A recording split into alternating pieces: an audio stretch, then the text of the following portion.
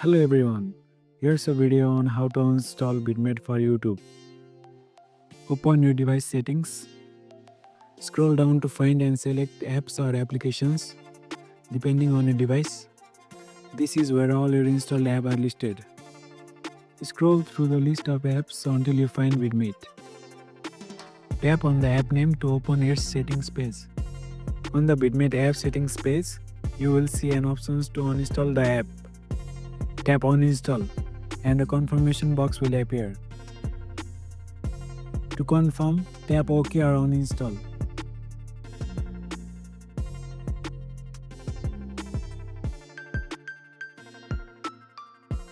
And the Vidmate app will be completely removed from your device.